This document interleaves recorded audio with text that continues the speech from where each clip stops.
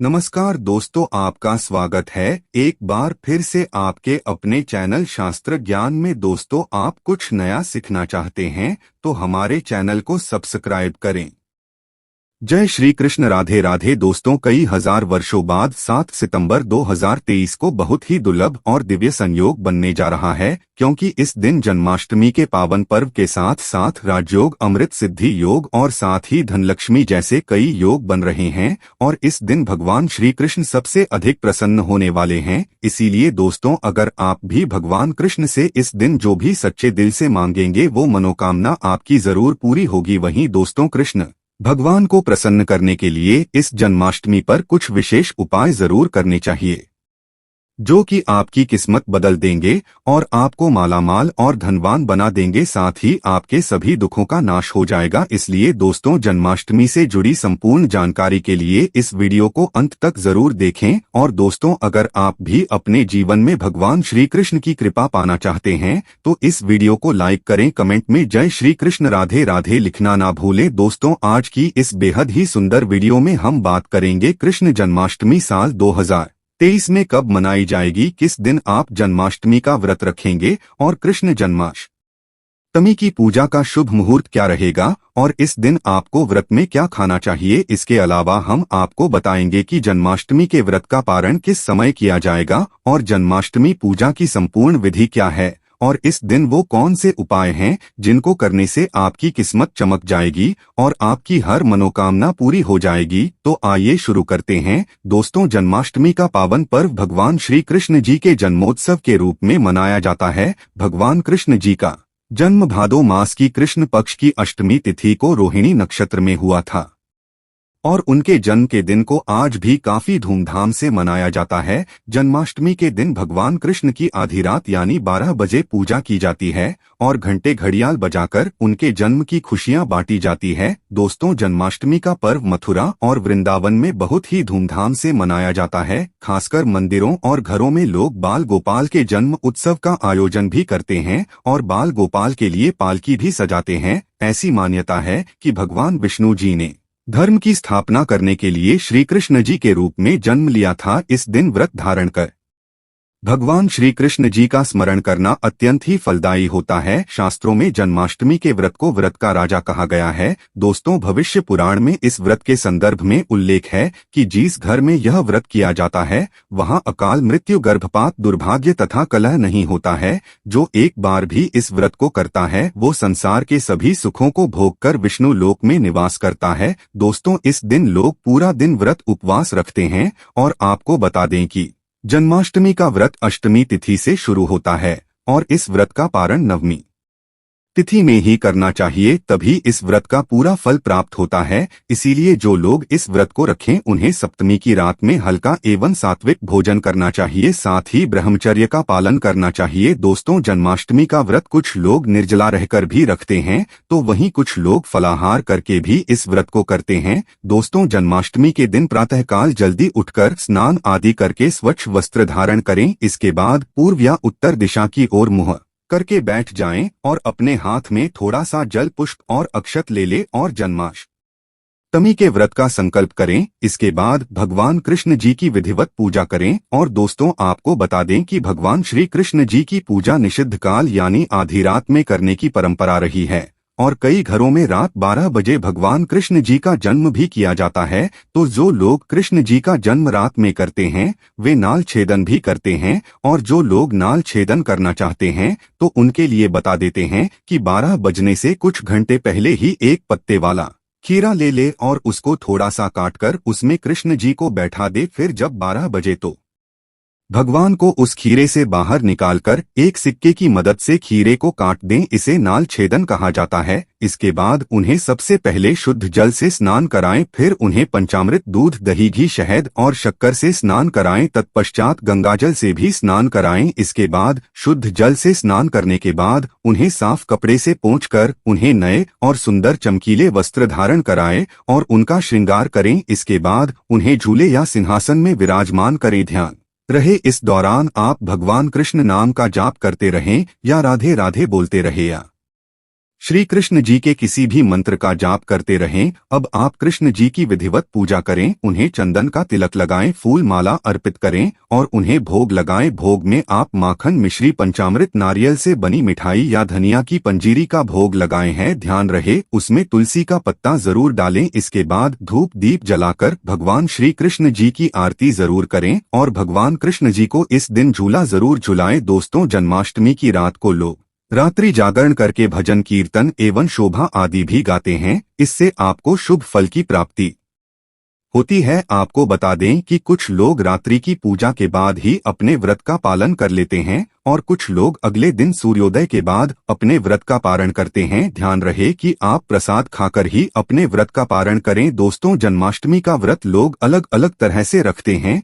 कुछ लोग इन दिन निर्जला रखते हैं, यानी दिन में पानी नहीं पीते हैं। वहीं कुछ लोग दिन भर उपवास रखकर रात को फलाहार करते हैं, जबकि कुछ लोग दिन में 2 बार फलाहार करते हैं। दोस्तों, इस दिन व्रत में आप रसीले फल का सेवन कर सकते हैं या आपके शरीर में पानी की कमी नहीं होने देंगे। तरबूज, खरबूजा, ककड़ी जैसे अधिक पानी वाले फल ले सकते हैं। अमरूद, केला और सेब भी खा सकते हैं और आप दही की लस्सी व्रत की शुरुआत से पहले पी सकते हैं। लस्सी पीने से आपको ज्यादा प्यास नहीं लगेगी। दोस्तों, जन्माष्टमी पर रात को व्रत खोलते वक्त लोग कुट्टू के आटे के व्यंजन और साबूदाने की खिचड़ी खाते हैं। ये दोनों चीजें हल्की होती है और इससे पेट भी भर जाता है, पर यह ध्यान रखें कि व्रत तोड़ते वक्त आपको बहुत ज्यादा भारी खाना नहीं खाना चाहिए, इससे गैस बन सकती है। चलिए अब जानते हैं कि साल 2023 में जन्माष्टमी का पर्व कब मनाया जाएगा। तो आपको बता दें कि जन्माष्टमी कृष्ण पक्ष की अष्टमी तिथि इस बार 6 सितंबर को पड़ रही है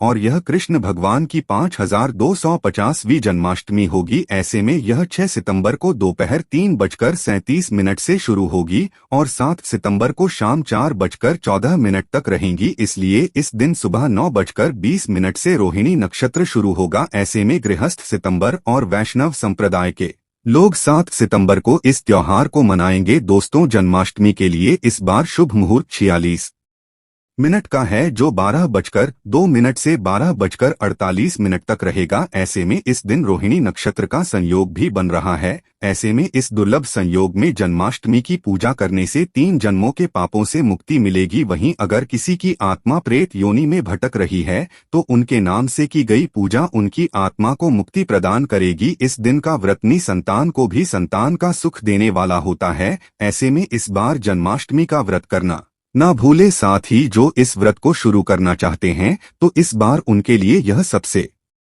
अच्छा मौका है भगवान श्री कृष्ण जी की कृपा पाने का। ऐसे में वह भी इस बार व्रत को शुरू कर सकते हैं। तो दोस्तों, आइए अब जानते हैं जन्माष्टमी की व्रत कथा, जिसको पढ़ने या सुनने से वृत्ति के सारे पाप धुल जाते हैं। दोस्तों, स्कंद पुराण के मुताबिक ययाति वंश के राजा उग्रसेन का राज्य चलता था। उग्रसेन का सबसे बड़ा पुत्र कंस था, जिसकी चचेरी बहन देवकी थी। कंस अपने ही पिता को जेल में डालकर स्वयं राज करने लगा। वहीं दूसरी ओर कश्यप का जन्म राजा शूरसेन के पुत्र के रूप में यानी वासुदेव का जन्म हुआ। आगे चलकर वासुदेव का ब्याह देवकी से संपन्न हुआ। देवकी को विदा करने के दौरान एक आकाशवाणी वाणी होती है, हे कंस, तू आज जिस बहन को इतने प्यार से विदा कर रहा है, कल उसी का 8वां पुत्र तुम्हारी मौत का कारण बनेगा। ऐसा सुनते ही देवकी को मारने के लिए हावी हो गया, पर सैनिकों और वासुदेव के वचन ने ऐसा होने से बचा लिया। वासुदेव सत्यवादी थे। इन्होंने कंस को वचन दिया कि वो अपना 8वां पुत्र सौंप देंगे। वासुदेव जी की बात मानते हुए कंस ने उन दोनों को बंदी बनाने का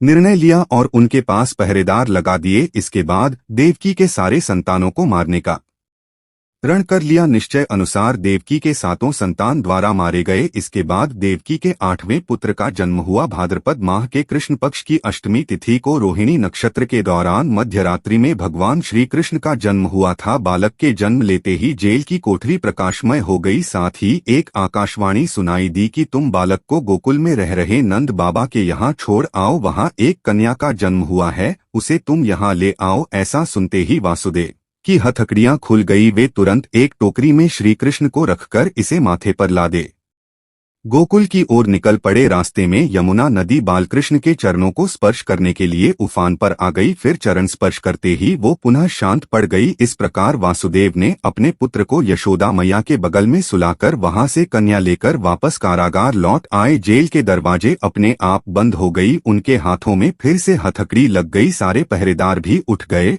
और कन्या के रोने की आवाजें आने लगीं। सूचना मिलते ही कंस ने कारागार से कन्या को लाया और उसे मारने की कोशिश की, लेकिन वह आकाश में उड़ गई और बोली, अरे मूर्ख, मुझे मारने से क्या होगा, तुझे मारने वाला पैदा हो चुका है। इसके बाद उसने कृष्ण का पता लगाकर उसे मारने का खूब प्रयास किया। कई दैत्य राक्षस भेजे, लेकिन कृष्णा को कोई मर न सका। अंततः श्री कृष्ण ने कंस का वध किया और उग्रसेन को पुनः राजा बना दिया। इस प्रकार कृष्ण जन्माष्टमी के व्रत कथा पूरी हुई। ऐसी मान्यता है कि जन्माष्टमी के दिन कहानी को पढ़ने या सुनने से वृद्धि के सारे पाप धुल जाते हैं, जीवन के हर समस्याओं का समाधान मिलता है, साथ ही भगवान का आशीर्वाद सदैव बना रहता है। तो आइए दोस्तों, आप जानते हैं जन्माष्टमी के दिन कौन से उपाय करने से आपकी किस्मत चमक जाएगी और आपके सभी दुखों का नाश हो जाएगा। सबसे पहला उपाय आपके अटके कार्यों में गति लाएगा। दोस्तों, कृष्ण जन्माष्टमी के दिन सुबह स्नान व ध्यान आदि करने के बाद घर के बाल गोपाल को नई पोशाक पहनाइए, भोग लगाएं और गोपी चंदन से श्रृंगार करें। उसके बाद पास के राधा कृष्ण मंदिर में जाकर वैजयंती फूलों की माला अर्पित करें। अगर वैजयंती फूल न मिले तो पीले फूलों की माला भी अर्पित कर सकते हैं। ऐसा करने से भगवान कृष्ण का आशीर्वाद मिलेगा और अटके कार्यों में गति आएगी। दूसरा उपाय, और इस उपाय से आपका भाग्य मजबूत होगा। दोस्तों, जन्माष्टमी के दिन बाल गोपाल को केसर, मेवा, मिश्री, साबूदाने या खीर का तुलसी दल डालकर भोग लगाएं, लेकिन ध्यान रखें कि खीर में चीन की जगह मिश्री की डली डालें। साथ ही सफेद मिठाई अर्पित करें। ऐसा करने से कान्हा की कृपा मिलती है और भाग्य भी मजबूत होता है। तीसरा उपाय से आपके घर में धन धान्य की कमी नहीं होगी। दोस्तों, सुख समृद्धि के लिए जन्माष्टमी के दिन बाल गोपाल को पूजा करते समय एक पान का पत्ता भी अर्पित करें थे। पत्ते पर सिंदूर से श्री लिखें और फिर उसको पूजा करने के बाद जहां पैसा रखते हो वहां रख दे। ऐसा करने से घर में धन धान्य की कमी नहीं होती और धन संबंधित समस्या दूर होती है। इस उपाय से मिलेगा शुभ समाचार। दोस्तों, निसंतान दंपत्ति जन्माष्टमी के दिन गाय और उसके बछड़े की सेवा करें और आशीर्वाद लें। इसके साथ ही गाय और उसके बछड़े की मूर्ति भी लेकर आए और बाल गोपाल के पास मूर्ति को रखकर उनकी भी पूजा करें। ऐसा करने से भगवान कृष्ण की कृपा से जल्द शुभ समाचार सुनने को मिलता है। इसके बाद गाय और बछड़े की मूर्ति को ईशान कोण में रखना आदर्श स्थान माना गया है। इस उपाय से आर्थिक तंगी होगी दूर कर। ज की समस्या से परेशान हैं तो जन्माष्टमी के दिन दक्षिणावर्ती शंख से भगवान कृष्ण जी का अभिषेक करें। दक्षिणावर्ती शंख को लक्ष्मी का स्वरूप माना गया है और लक्ष्मी पूजा में इस शंख के बिना पूजा पूरी नहीं होती। ऐसा करने से आर्थिक तंगी दूर होती है और लक्ष्मी की प्राप्ति होती है। इस उपाय से व्यवसाय में होगी उन्नति। कृष्ण जन्माष्टमी के दिन सुबह शाम 11 बार तुलसी की परिक्रमा करें और घी का दीपक जलाएं। इसके बाद 108 बार ओम नमो भगवते वासुदेवाय मंत्र का जप करें। साथ ही कपूर जलाकर उस पर थोड़ी मिश्री डाल दें और कपूर और मिश्री का दान भी करें। ऐसा करने से नौकरी व व्यवसाय में उन्नति होती है। तो दोस्तों, यह थी जन्माष्टमी से जुड़ी सभी महत्वपूर्ण जानकारियां और उपाय जिनको आपको इस बार जरूर करना चाहिए। तो दोस्तों, आपको जानकारी कैसी लगी हमें कमेंट में जरूर बताइएगा। वीडियो अच्छा लगा हो तो वीडियो को लाइक, शेयर, चैनल को सब्सक्राइब करना ना भूलिएगा। धन्यवाद।